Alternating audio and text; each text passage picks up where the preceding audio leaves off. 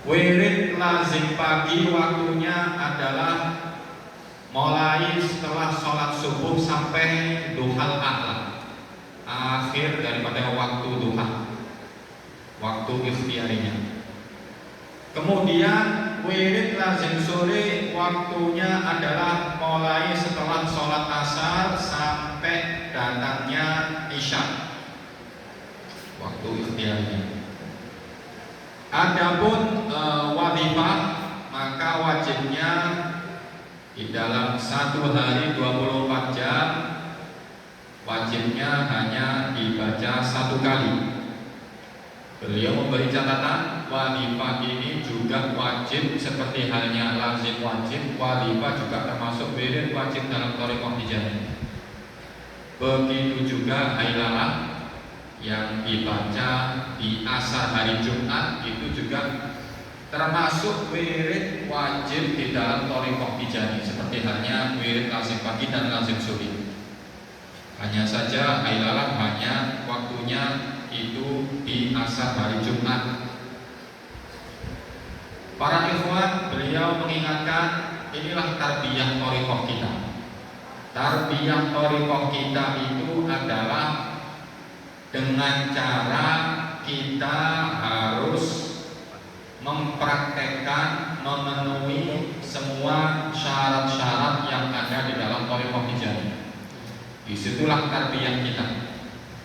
Nah, beliau menyebutkan, lantas apakah itu syarat-syarat di dalam thariqah Tijaniyah?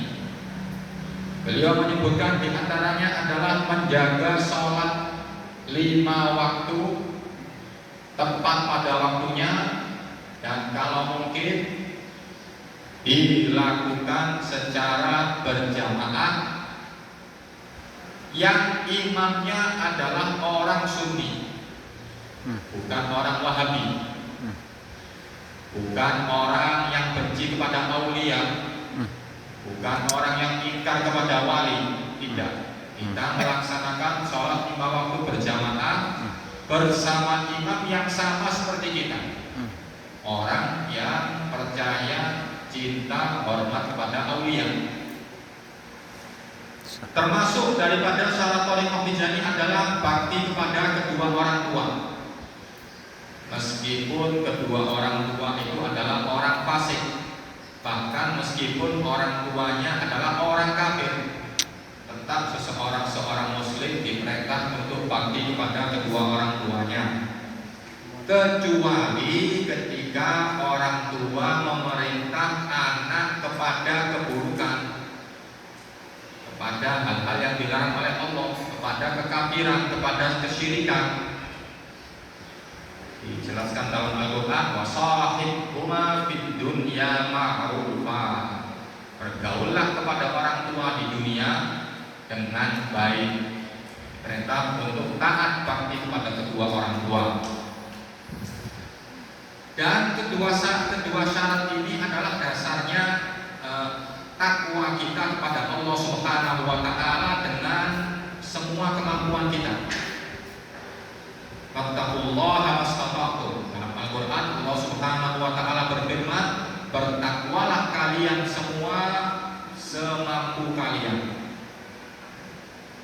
Mengerahkan seluruh kemampuan kita untuk bertakwa kepada Allah Subhanahu wa Ta'ala, menjalankan semua perintah Allah dan menjauhi semua larangan-larangan Allah. Kemudian termasuk daripada syarat thariqah Tijaniyah adalah tidak boleh mengambil wirid thariqah lain. Tidak boleh membaca wirid dari wirid yang selain Tijaniyah. Ini adalah termasuk perkara yang menyebabkan seseorang terputus dari Syekh Ahmad Tijani, keluar daripada thariqah Tijaniyah. Sudah ngambil Tijani, ngambil thariqah lain, terputus dari thariqah At-Tijaniyah. Syekh Ahmad bin Muhammad At-Tijani radhiyallahu anhu, ketika ada seseorang yang datang kepada beliau dan dia ingin mengambil thariqah dari Syekh Ahmad Tijani radhiyallahu anhu, maka beliau bertanya, kamu punya wirid apa enggak? Punya thariqah apa enggak? Kalau punya thariqah lain, tinggalkan thariqahmu, baru boleh masuk ke thariqahnya Syekh Ahmad Tijani. Kalau dia tidak bersedia, tidak mau untuk meninggalkan thariqahnya yang lama, maka Syekh Ahmad Tijani mengatakan, kalau begitu tetaplah dalam thariqahmu, karena semua thariqah adalah petunjuk dari Allah Subhanahu wa taala. Jangan menggabung thariqah Tijani dengan thariqah yang lainnya. Termasuk daripada syarat thariqah Tijani adalah tidak boleh ziarah kepada wali lain, baik yang masih hidup ataupun yang sudah meninggal. Termasuk juga dilarang tawassul kepada wali lain, istighatsah, minta tolong kepada wali dari selain wali-wali thariqah Tijani. Bahkan beliau menyebutkan mengagungkan seseorang yang berlebihan sampai sekiranya di situ ada iltifat, kita berpaling dari Syekh Ahmad Tijani dan mendahulukan orang itu, meskipun dia adalah khalifah Tijaniyah, itu termasuk minal khawatir, memutus dia dari Syekh Ahmad Tijani. Jangan salah jalan, jangan salah paham. Jangan sampai meskipun dia juga orang Tijani, wali Tijani, tapi terlalu menghormati orang itu sampai menjadikan kita berpaling dari Syekh Ahmad Tijani kepada dia. Itu adalah termasuk khawatir, pemahaman yang salah. Karena hakikatnya semua muridnya Syekh Ahmad Tijani radhiyallahu anhu, dia adalah muridnya. Semua wali-wali Tijani dia adalah sebatas muridnya Syekh Ahmad Tijani radhiyallahu anhu. Dia hanyalah satu titik daripada lautnya Syekh Ahmad bin Muhammad Tijani radhiyallahu anhu. Tapi para ikhwan, beliau mengingatkan kita dilarang ziarah, dilarang tawassul, dilarang minta tolong kepada wali lain. Di satu waktu yang sama kita juga diperintah untuk hormat, diperintah untuk membela kehormatan wali-wali yang lain, dilarang mencela wali-wali yang lain. Tetap kita membela kehormatan mereka semua. Jangan sekali-sekali duduk kepada orang yang benci kepada wali-wali yang lain, para aulia. Termasuk daripada syarat thariqah Tijani adalah dilarang teledor di dalam melakukan wirid thariqah Tijani. Jangan sampai meninggalkan wirid secara total atau niat keluar daripada thariqah Tijani. Ini kita semua muridnya Syekh Ahmad Tijani radhiyallahu anhu harus perhatian, harus mementingkan bagaimana menjaga wirid-wirid wajib, wirid lazim, wirid wadhifah, wirid hailalah. Karena wirid-wirid ini adalah wasilah daripada beberapa wasilah-wasilah yang ada di dalam tarbiyah thariqah At-Tijaniyah. Dan juga para ikhwan, hendaknya semua ini kita lakukan menjalankan syarat-syarat dan wirid-wirid wajib ini kita lakukan dengan dasar ikhlas, tulus, semata-mata karena Allah Subhanahu wa ta'ala. Juga beliau menyebutkan termasuk hal yang memutus seorang murid dari Syekh Ahmad Tijani radhiyallahu anhu adalah menyakiti sesama ikhwan, mendolimi sesama ikhwan. Karena ikhwan satu menyakiti ikhwan yang lain, hal ini adalah menyakiti Syekh Ahmad Tijani radhiyallahu anhu, sama dengan menyakiti Syekh Ahmad Tijani radhiyallahu anhu. Termasuk juga daripada al-khawatir adalah menjadikan thariqah untuk mencari hal-hal duniawi, untuk mendapatkan hal-hal duniawi atas nama thariqah. Syekh Ahmad Tijani radhiyallahu anhu bahkan beliau memperingatkan kepada muqaddam, jangan sampai sekali-sekali dia mengatasnamakan thariqah untuk meminta-minta kepada ikhwan, meminta-minta perkara dunia kepada ikhwan, kecuali orang itulah yang dengan rela hati ingin memberi hadiah, tidak apa-apa. Kalau minta, wajib minta, tidak boleh. Kalau orang yang memberi dengan senang hati, tidak apa-apa. Karena itu juga para ikhwan yang diberikan kelonggaran rezeki oleh Allah Subhanahu wa taala, maka jadilah orang yang dermawan. Jadilah orang yang dermawan. Catatan pentingnya adalah di dalam thariqah ini kita tidak boleh meminta-minta, mewajibkan orang untuk memberi kita dengan paksaan.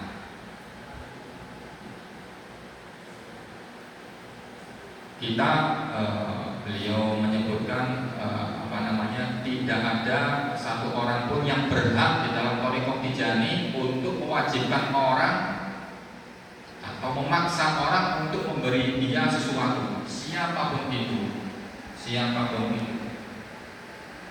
para muqaddam ataupun siapapun itu, para dzurriyyah, siapapun itu. Tapi kita juga sebagai ikhwan diperintah untuk takdim kepada para muqaddam kita, saling menghormati antara satu ikhwan dengan yang lainnya. Kita juga diperintah takdim kepada semua syurafa, cucu-cucu Syekh Sidi Ahmad bin Muhammad At-Tijani radhiyallahu anhu. Seorang murid Tijani ketika satu saat dia teledor, dia meninggalkan wirid karena teledor, karena malas, akhirnya dia meninggalkan salah satu wirid wajib yang ada di dalam thariqah Tijani. Maka hendaknya dia cepat-cepat bertobat kepada Allah Subhanahu wa taala dan mengqadha dari wirid yang dia tinggalkan. Apabila terjadi iltifat, seorang murid Tijani berpaling dari Syekh Ahmad Tijani menuju ke wali yang lainnya, atau dia berziarah ke wali yang lain, atau mengambil thariqah lain. Sudah mengambil thariqah Tijani, ternyata mengambil thariqah lain, maka dia telah terputus dari Syekh Ahmad bin Muhammad At-Tijani radhiyallahu anhu, harus cepat-cepat kembali masuk tajdid thariqah At-Tijaniyah. Kemudian muqaddam yang didatangi oleh dia, karena dia telah melakukan sesuatu yang memutus dia dari thariqah Tijani, kemudian datang kepada muqaddam ingin ditajdid, maka hendaknya muqaddam memberi peringatan keras kepada murid ini. Tidak cepat-cepat ditajdid begitu saja. Hendaknya para muqaddam ini memberikan peringatan yang keras, menjelaskan bagaimana bahayanya jika seorang murid melakukan sesuatu yang menjadikan dia terputus dari Syekh Sidi Ahmad bin Muhammad At-Tijani radhiyallahu anhu. Karena memang zikir-zikir ini, istighfar, sholawat, la ilaha illallah sebelum talqin adalah perkara yang tidak wajib. Tapi setelah talqin, yang mana talqin adalah janji, yang mana itu adalah baiat kepada Allah Subhanahu wa taala, janji kepada Allah Subhanahu wa taala. Kalau sudah talqin, maka ini hal-hal ini menjadi wajib. Lazim, wathifah, haylalah ini menjadi wajib. Karena itu kita harus perhatian, harus memberikan perhatian khusus kepada hal-hal ini semua. Beliau memberi nasihat karena itu hendaknya kita semua saling mencintai satu sama yang lain, dan kita diperintah untuk mencintai, hormat kepada semua muqaddam, semua ikhwan. Ketika bertemu kita musyafahah, salaman, kita tanya, saling tanya kabar, keadaan satu sama lain, saling mendoakan satu sama lain, saling minta doa satu sama lain. Karena perpecah belahan di antara murid-murid Tijani ini sudah terjadi di mana-mana, dan ini adalah alhamdulillah dari sampai di sebagian tempat satu ikhwan ghibah, membicarakan keburukan ikhwan yang lainnya. Seorang ikhwan berbohong atas ikhwan yang lainnya, menfitnah sesuatu yang padahal tidak dilakukan oleh seseorang yang dia bahas. Padahal termasuk sebab orang beresiko mendapatkan su'ul khotimah adalah ketika seseorang banyak menyakiti orang lain, sering mendolimi orang lain.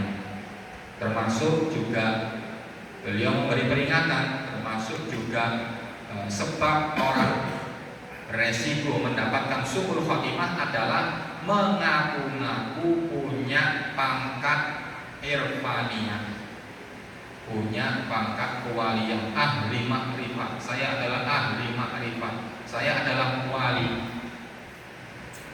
Padahal kita semua adalah muridnya Syekh Sidi Ahmad bin Muhammad At-Tijani radhiyallahu anhu. Beliau berpesan hendaknya kita semua perhatian, berusaha untuk membaca wadifah secara berjamaah, hadir datang untuk melaksanakan wadifah secara berjamaah. Satu daerah ada beberapa ikhwan hendaknya berkumpul, bermusyawarah di waktu mana yang sekiranya semua bisa datang untuk melaksanakan wadifah secara berjamaah, karena termasuk fadilah yang agung di dalam wadifah adalah hadirnya Nabi Muhammad SAW di pembacaan sholawat Jauharatul Kamal. Juga yang termasuk yang sangat penting adalah hendaknya kita perhatian bagaimana caranya kita bisa melaksanakan wirid hailalah secara berjamaah. Kita juga beliau memberi pesan hendaknya sesama ikhwan untuk saling tolong menolong dalam melakukan kebaikan. Apabila ada kita dapati teman kita, ikhwan kita tidak datang wadifah berjamaah, tidak datang hailalah, maka kita tanya kabarnya. Mungkin butuh pertolongan, mungkin butuh nasihat atau yang lain-lainnya. Beliau berdoa kepada Allah Subhanahu wa taala, mudah-mudahan kita semua senantiasa diberi taufik oleh Allah Subhanahu wa taala untuk melaksanakan semua kebaikan-kebaikan yang telah beliau sebutkan, dan mudah-mudahan Allah Subhanahu wa taala memberi hidayah kepada kita, menjadikan kita berjalan di jalan yang lurus, di jalan yang benar menuju keridhaan Allah Subhanahu wa taala. Mudah-mudahan apa yang kita minta kepada Allah Subhanahu wa taala semuanya dikabulkan oleh Allah Subhanahu wa taala. Yang terakhir beliau membaca sholawat Fatih 5 Maulid. Mungkin ini yang dapat saya terjemahkan, kurang